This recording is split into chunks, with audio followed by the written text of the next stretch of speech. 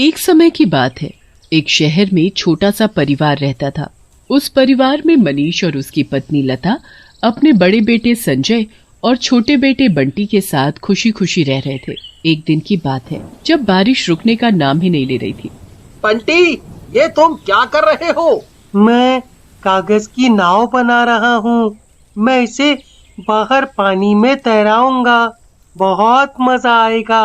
संजय बंटी की नाव बनाने में उसकी मदद करता है और जब बंटी की नाव बन जाती है तो वो बहुत खुश हो जाता है। भैया, मैं बाहर खेलने जा रहा हूँ। हाँ हाँ, क्यों नहीं। तभी उसे पीछे से किसी की आवाज आती है।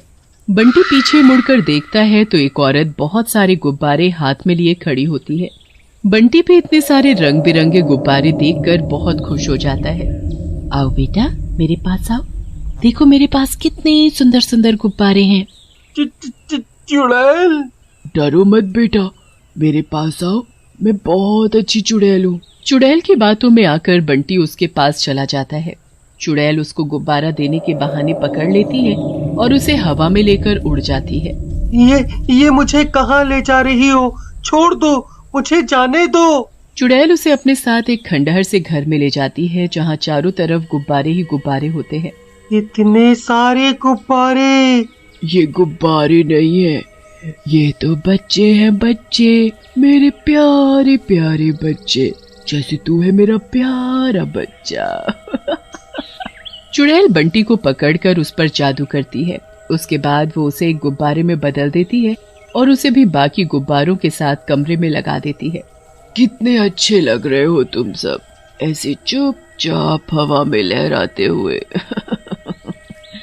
पर अभी तो मुझे और बहुत सारे गुब्बारे चाहिए। ये तो अभी भी कम है। अब मुझे और बच्चों की तलाश करनी होगी ताकि मेरे पास और ज्यादा गुब्बारे इकट्ठे हो सके। बहुत सारे गुब्बारे, बहुत सारे। चुड़ैल यहाँ बंटी को गुब्बारा बना देती है और उसका भाई संजय उधर उसके लिए परेशान हो रहा था। संजय बंटी को ढूंढने बाहर जाता है पर बंटी कहीं नहीं मिलता। फिर संजय की नजर बंटी की नाव पर पड़ती है जो पानी में तैर रही होती है।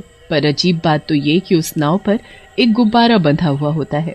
ये तो बंटी की नाव है, पर उसकी नाव पर ये गुब्बारा कैसा? सब लोग बंटी को एक एक जगह जाकर ढूंढते हैं पर बंटी का कुछ पता नहीं चलता। कुछ दिन में सब इस बात को मानने लगते हैं कि बंटी कभी वापस नहीं आएगा, पर संजय इस बात को मानने को तैयार नहीं होता। एक दिन अपने कमरे में बंटी की उस नाव को हाथ में पकड़े उसे देख रहा होता है।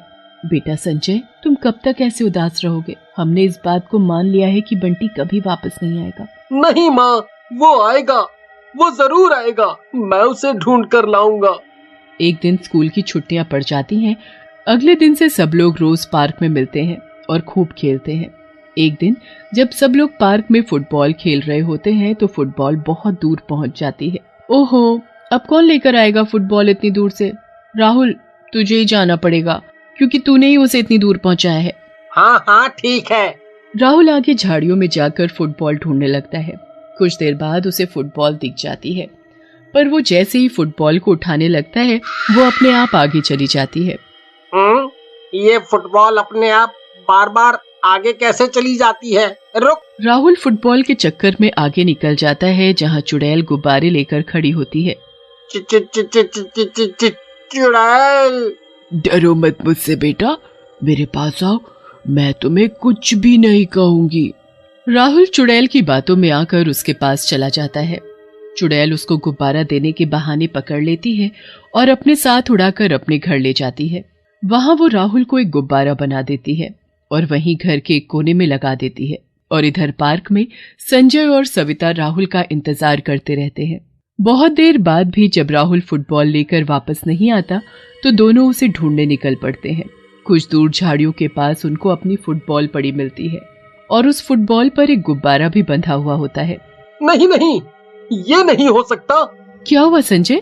ठीक ऐसा ही हुआ था मेरे छोटे भाई बंटी के साथ। वो भी एक दिन अचानक ऐसे ही गायब हो गया था और जिस जगह से वो गायब हुआ था वहाँ ऐसा ही एक गुब्बारा था। क्या? ये तुम क्या बोल रहे हो? मैं सच बोल रहा हूँ सविता, राहुल के साथ भी वही हुआ है। और जाने कितने बच्चों के साथ ऐसा हुआ होगा। हमें इसके पीछे की सच्चाई का पता लगाना ही होगा। पर कैसे? कल से हम उन जगहों पर घूमेंगे जहाँ बच्चे खेलते हैं, तभी शायद हम उसको ढूंढ पाएं जो बच्चों को गायब कर रहा है। अगले दिन सविता और संजय हर उस जगह पर घूमने लगते हैं जहाँ बच्चे होते हैं। मैं पानी की बोतल लेकर आता हूँ, तुम यहीं बेंच पर मिलना। संजय पानी लेने चला जाता है और तभी सविता को एक आवाज सुनाई देती है। गुड़िया, मेरी प्यारी गुड़िया, आओ आओ मेरे पास। सविता इधर उधर देखती है पर उसे कोई नहीं दिखता, पर एक पेड़ के पास बहुत सारे गुब्बारे दिखते हैं। वाह, कितने सुंदर और रंग बिरंगे गुब्बारे हैं। सविता उन गुब्बारों के पास जाने लगती है। वो उस पेड़ के पास पहुंचकर उन गुब्बारों को छूकर उनसे खेलने लगती है। तभी संजय पानी की बोतल लेकर आता है, पर सविता बेंच पर नहीं होती। वो तो एक पेड़ के पास खड़ी गुब्बारों से खेल रही होती है। गुब्बारे, कहीं सविता किसी खतरे में तो नहीं? मुझे अभी उसके पास जाना होगा। संजय सविता के पास पहुंचता है। इतनी देर में चुड़ैल पेड़ के पीछे से बाहर निकलती है और सविता का हाथ पकड़कर उसे हवा में अपने साथ ले जाती है और पेड़ के पास एक गुब्बारा छोड़ देती है। चुड़ैल, मतलब ये वही है जो सब बच्चों को उठाकर ले जाती है। मुझे जल्दी से इसका पीछा करना होगा। संजय अपनी साइकिल उठाता है और उस चुड़ैल का पीछा करने लगता है। छोड़ो, मुझे जाने दो मुझे प्लीज। इतनी मुश्किल से तो तुझे पकड़ा है, तो ऐसे कैसे जाने दूं? तो ऐसे कैसे छोड़ दूं? अब तो तुझे मैं हमेशा अपने पास रखूंगी। चुड़ैल उड़ते हुए अपने घर पहुंच जाती है और सविता को अपने साथ घर के अंदर ले जाती है। संजय अपनी साइकिल बाहर खड़ी कर देता है और चुपके से खिड़की से अंदर झांक कर देखने लगता है। पूरा घर रंग बिरंगे गुब्बारों से भरा हुआ होता है। ये इतने सारे गुब्बारे, आखिर ये चुड़ैल इतने सारे गुब्बारों का करती क्या है? और वो सारे बच्चे कहाँ हैं जिनको ये चुड़ैल पकड़ कर लाती है? आखिर मेरा भाई बंटी कहाँ है? चुड़ैल सविता को पकड़कर उस पर जादू करना शुरू कर देती है। छोड़ दो मुझे, प्लीज जाने दो। चुप कर, समझी? चुड़ैल सविता के ऊपर जादू करके उसको एक गुब्बारे में बदल देती है और उसी घर में लगा देती है। संजय ये सब देखकर हैरान रह जाता है, पर अब उसे सब समझ आ चुका होता है कि कैसे उस चुड़ैल ने बंटी के साथ साथ बहुत सारे बच्चों को अपने जादू से गुब्बारा बनाकर अपने घर में कैद कर रखा होता है। मतलब ये सब गुब्बारे दरअसल में बच्चे हैं, पर मैं इन सबको कैसे आजाद करूं और कैसे वापस इंसान बनाऊं? चुड़ैल सारे गुब्बारों को छू छू कर बड़ी खुश होती है और फिर वो एक सबसे बड़े गुब्बारे के पास जाती है जो उसने एक अलग कमरे में रखा हुआ होता है। वो ताला खोलकर उस गुब्बारे के पास जाती है और उस पर जादू करने लगती है।